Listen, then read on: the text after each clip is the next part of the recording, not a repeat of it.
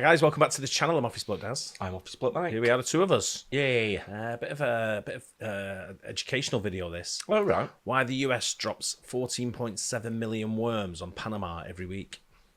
How bizarre. Actual worms. There's a lot of shit that goes on around the world that you just look at and think, what's the reason behind that? But you never question it. Yeah. I didn't even know this happened. I'm questioning this. Yeah. Because I don't know. It sounds utterly bizarre. It's got to have something to do with. It's got to have something to do with the land, like preserving certain, like getting rid of other bugs, maybe.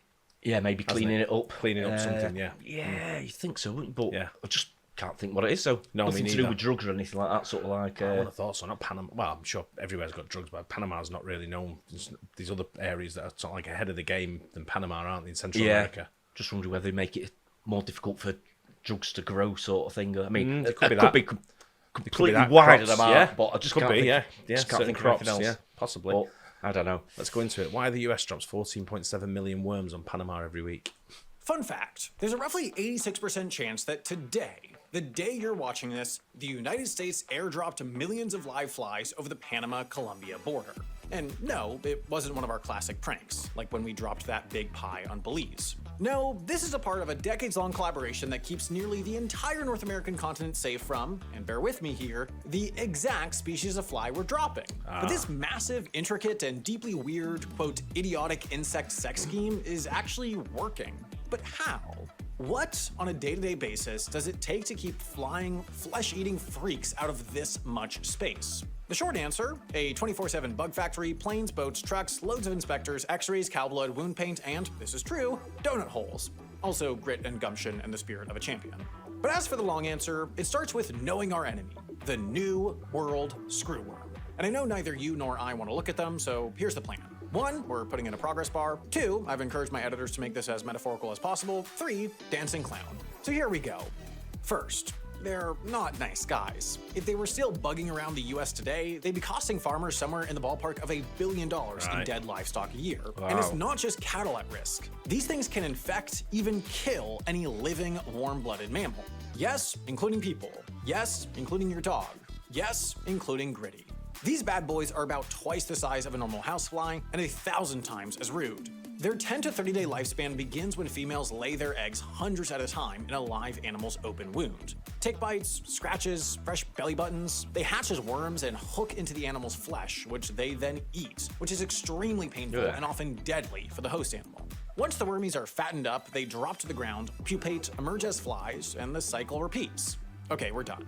This is Edward F. Knipling.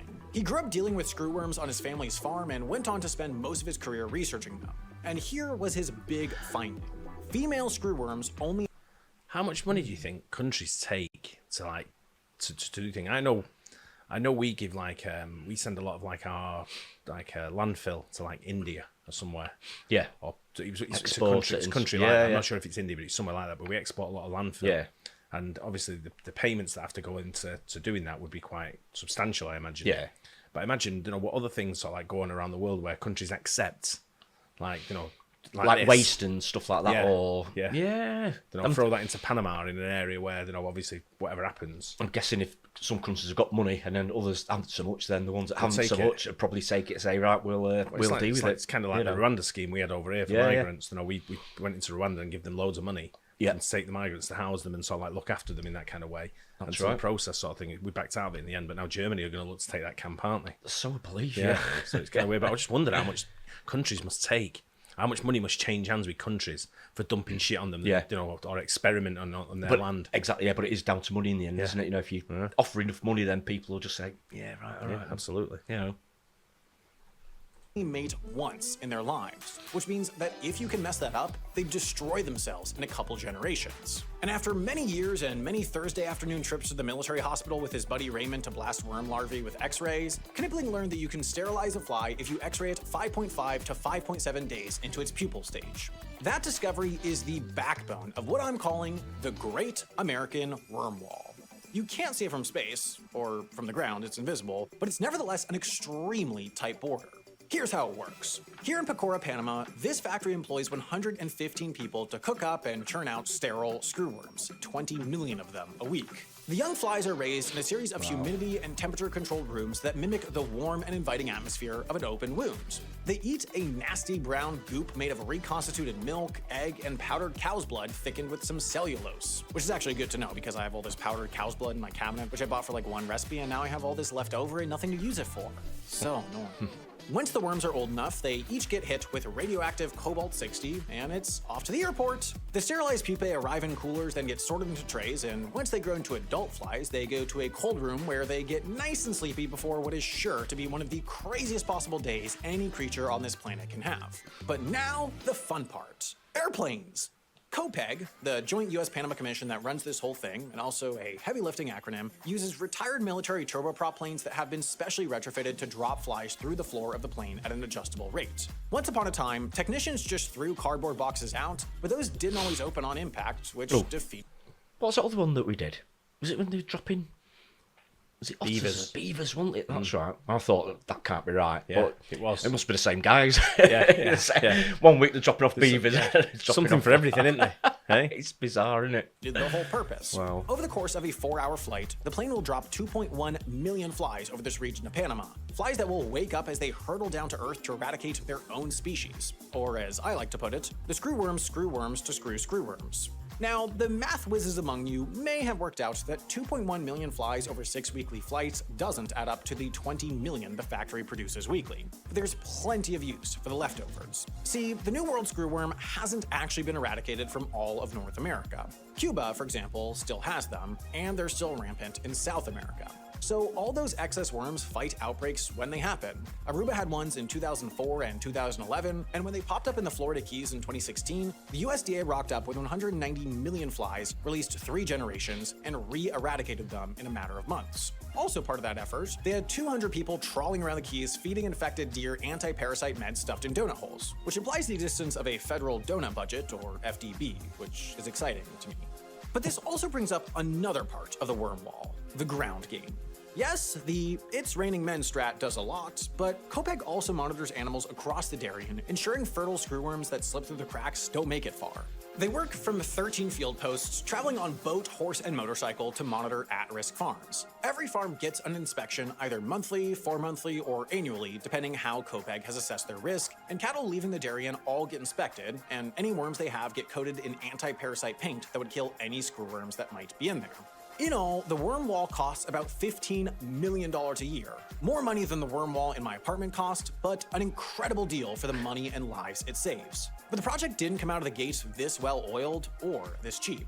See, after scientists proved the sterile insect technique would work on screwworms in Curacao, the USDA took up the project here, east of the Mississippi, in 1957.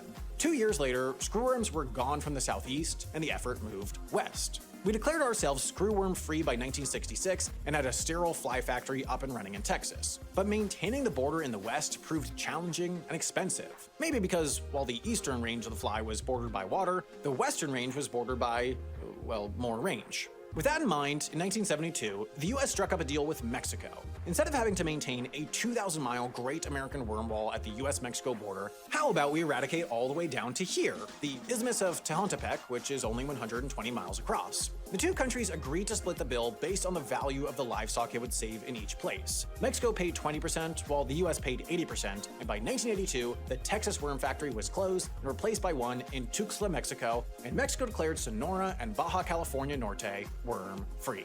But why stop there? If you're going to move the worm border here, why not move it? Yeah. There's that much money involved in it. Once you've got one country eradicated, you can sell it to the other countries. Oh, absolutely. This is a mega money earner. Yeah. The amount of livestock and stuff that it's saving is absolutely incredible as to what it costs to, breed the flies. I mean, it's in a lot of countries that produce a lot of livestock as well. Yeah. They're in South America. Oh, South America, it's big. It's huge, and beef and things like that. Yeah. But it's a massive money earner. This is people, again, it's kind of like a closed thing. Not many people know about it. I used to, when I was in shipping and exports and stuff, like imports and exports, I used to look at like invoices or packing lists that used to go out. And I used to think, people are buying that in that's going to like El Paso. Yeah. We ended up shipping like satellite receivers and things like that from somewhere, I can't remember where it was, but into El Paso. Right. There's like loads of them, and I'm thinking, they can't manufacture these in like Mexico and ship them up, sort of like, you know, by truck. So, yeah. They're being flown in from somewhere crazy. Right. You know, and I'm just like, some of the stuff that goes on around the world, you look at it and think, why? Yeah. How's that work? How does that come about? Yeah, I'm sure there's some reasons for it. I'm Absolutely. not saying crime's involved in any way whatsoever, of course, but you know. You never know. You never know, You do never you? know, mate. Yeah. Here. And so began the not always smooth process of trying to work an agreement with every individual country in Central America, having them work alongside the US, with whom they didn't all have awesome relationships at the time, to go screwworm free. And it worked. From 1987 to 2006, they eradicated the screwworm from all these places, with the Central American countries splitting costs with the US at a ratio of 15 to 85, and the US and Panama ending up with shared responsibility for staffing the border, and Colombia still having to give monthly permission to COPEC to drop a bunch of screwworms in the part of the buffer zone they control. All to say, the Great American Worm Wall is a pretty amazing thing. It's effective, it saves tons of lives and money, and it does its job so well that most of us don't even know it's there. Put another way, it's a great example of what's possible when you combine passionate, if slightly wacky scientists with government agencies that are actually willing to foot the bill for weird, expensive, but ultimately great solutions to big problems. Too bad that lesson isn't applicable literally anywhere else. Oh well.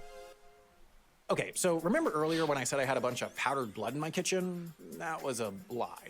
What I actually have in my kitchen is delicious pre-made meals from this video's.